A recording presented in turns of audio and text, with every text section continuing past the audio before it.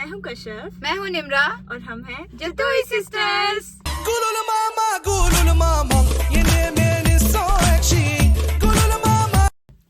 नया टॉपिक आया दिमाग में बहुत जोर का कि पाकिस्तान में या एशिया में नहीं, आई थिंक मुझे लगता है पाकिस्तान, इंडिया, इन सारी जगहों पे ही आदमियों को बहुत ज्यादा हेट मिलने लग गया है।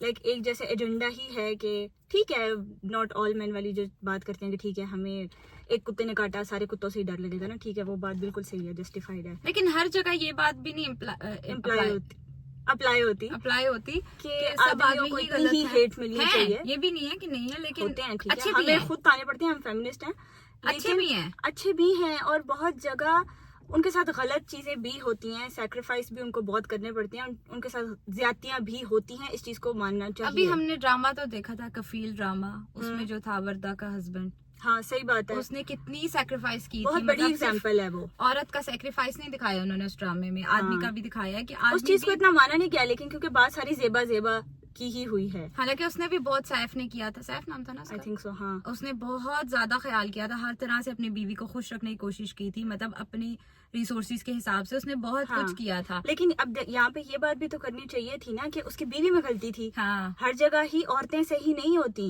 कहीं कहीं आदमी भी सही होते हैं, वो भी कॉम्प्रोमाइज करते हैं, वो भी बहुत मुश्किलात देखते हैं, मैनिपुलेट होते हैं।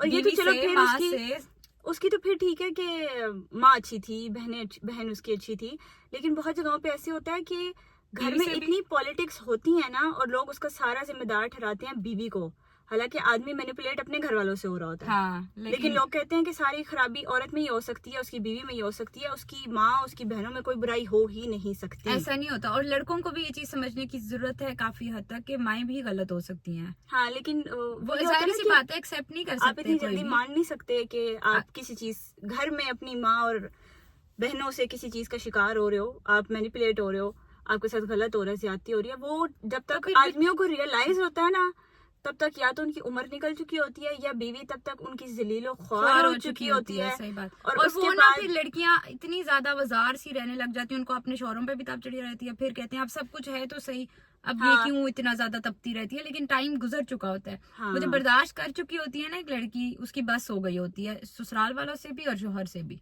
तो इसीलिए बेस्ट ऑप्शन ये होती है। मुझे ना ये जॉइंट फैमिली सिस्टम पसंद ही नहीं है। I hate joint family system. एक तो इस्लाम में भी इस चीज का कोई लेना देना कोई नहीं वजह है तो इस्लाम में मना है ना, इस्लाम में ऐसी मना नहीं होती, फायदे बहुत हैं।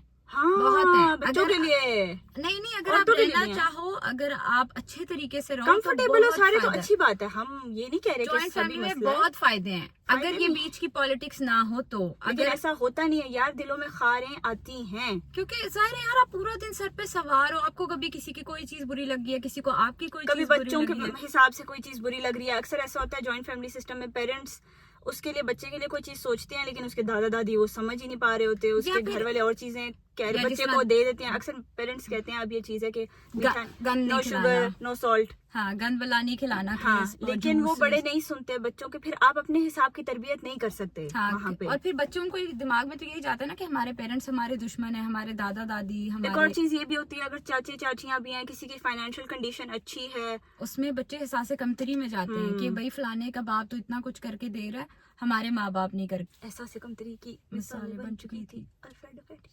खैर, ये सीन होता है कि एहसास कमतरी बहुत ज्यादा हो जाती है। अब ये एक और चीज ये भी होती है, फेवरेटिज्म भी होता है। वो तो हर जगह होता है। दादा दादी के कुछ फेवरेट्स बच्चे होते हैं और वो कभी नहीं मानते, वो कभी नहीं मानेंगे कि उनका कोई फेवरेट है। एक औलाद के बच्चे बहुत अच्छे लगते हैं, पेरेंट्स जान के नहीं समझ करते, नहीं आ रहा होता कि ये फेवरेटिज्म में आती है चीज, जिसके ऊपर गुजर रही होती है ना, उसको पता होता है कि ये चीज हमारे साथ फर्क किया जा रहा है। बूढ़े लोग करते हैं कि उनकी कोई बच्चे बहुत फेवरेट होते हैं, पर माने का कोई भी नहीं, आज तक कोई नहीं मानता। आप अपने माँ बाप से पूछ लें आपका कौन सा फेवरेट बच्चा है, वो नहीं मानेंगे, लेकिन होते हैं सबके। वो कहते हैं किसी से हमारी अंडरस्टैंडिंग ज्यादा है, कोई हमें ज्यादा है, या कोई छोटा है, इस वजह से ना वो कवर कर लेते हैं। लेकिन ऐसा होता है कि सारी औलादें बराबर नहीं होती, एक फेवरेट होता ही होता है, और उसको ही सारे बच्चे भी अच्छा लगते होते हैं, फिर उसी को पर्क्स मिलते हैं सारे। और जो एक होता है जो हमेशा क्रेव करता है कि मेरे माँ बाप का मैं फेवरेट बन जाऊं, पूरी जिंदगी ख्वार होता रहता है, लेकिन वो फेवरेट नहीं बन पाता। दूसरे कुछ ना भी कर रहे हो फिर भी। और वो हमें मोस्टली घरों में यही होता है कि जो फेवरेट चाइल्ड है वो सबसे ज्यादा अब्यूज करता है अपने माँ बाप को, अब्यूज इन अ सेंस कि ज्यादा गलत करता है चीजें उनके साथ, और उनको उनके हक नहीं देगा, या किसी भी तरीके से इज्जत नहीं देगा, उस उनके तरीके हक से नहीं नहीं देगा। ये हमारे सामने की मिसालें भी हैं। लेकिन वो फेवरेट रहेंगे हमेशा, फॉर एवर फेवरेट रहेंगे। माँ बाप के बुढ़ापे तक उनको उसी औलाद का ख्याल होता है जिसने इतना बुरा किया हो। और अगर ड्रामों में भी दिखाते हैं ना, जो वो बल्कि बागबान मूवी में था ना, जो सुतेला बाप था, मेरा तो सुतेला था। बागवान का पर्सपेक्टिव ही चेंज हो हाँ गया। वो तो मेरा भी हुआ है, लेकिन सुतेला जो भी था ना वो ही उनको रखता है। लेकिन वाकई सही बात है, ऐसे ही होता है, जिसको आप सबसे ज्यादा निगलेक्ट करते हो वही हाँ। सबसे ज्यादा आपका ख्याल करता है इनमें। लेकिन आई थिंक आगे वाली जनरेशन को ये चीज समझ आ गई है क्या चीज? कि ये फेवरेटिज्म हम खत्म कर सकते हैं। अब की चीजें बहुत चेंज हुई है, मतलब हमें बॉदर नहीं होगा कि कोई हमें सलाम नहीं कर रहा, या पहले अभी आज तक ये चीजें आंटियों में बड़ी है ना कि मुझे सलाम नहीं किया, मुझे फलानी ने सलाम नहीं किया, डच पे आए हुए हैं मुझे सलाम नहीं किया। भाई आप कर ले, जरूरी है कि छोटे ने सलाम करना है, बड़ा सलाम कर ले। एक और चीज भी मैंने देखी है कि ये कल्चरल मिथ है कि आप ना खड़े होके मिलो। नहीं, कल्चरल मिथ ये है कि आप बात बुला दिया ना मुझे, ये अंदर है बाहर है भेड़। बाहर। कल्चरल मिथ ये है कि आप नो रिस्पेक्टफुली नो कर सकते हो बड़ों को। हमारे पेरेंट्स ने हमें सिखाया ना कहना कल्चर ही में है, कल्चर में कहते हैं कि ना नहीं कहना, लेकिन इस्लाम में है कि आप रिस्पेक्टफुली, आप बदतमीजी ना नहीं करो, कर छत सकते फाड़ हो। के आपको टॉर्चर बर्दाश्त करने की जरूरत नहीं है। बड़े अगर भी कोई गलत हो सकते हैं, लेकिन बड़े हमारे ये मानते ही नहीं है चीज, मतलब आपके बाल थोड़े सफेद ऐसे तो नहीं किए। हाँ हमें सब पता है, हमें सब पता है, मतलब वो सीखने के लिए तैयार ही नहीं है कि भाई वो भी गलत हो सकते हैं। हर इंसान गलत हो सकता है, पर और नहीं अक्सर मानते ये चीज भी बहुत ज्यादा आ जाती है कि जिद आ जाती है बड़ों में कि नहीं हम बड़े हैं, नहीं तो नहीं, नहीं बस हम बड़े हैं, हमें पता, तुम्हारी नहीं सुननी, नहीं तो नहीं, हम बड़े हैं। हाँ बस यही बात। नहीं, अक्सर ऐसी जगहों पे जिद आ जाती है कि who the hell you, Who the hell him? who the hell her कि नहीं सुननी तुम्हारी। भाई नो मीन्स नो। एक बंदा और कोई लॉजिक नहीं बताएंगे, सिर्फ एक्सप्लेन कर हाँ, रहे हैं और कि ये हम हम समझाने की कोशिश कर या रहे हम हैं। कहेंगे हमें रीजन बताएं कि आप नो क्यों बोल रहे हैं, आप कोई वैलिड रीजन दें, मुझे एग्री करें कि मुझे एग्री करवाएं, क्या कहते हैं, क्या करें, कन्विंस करें।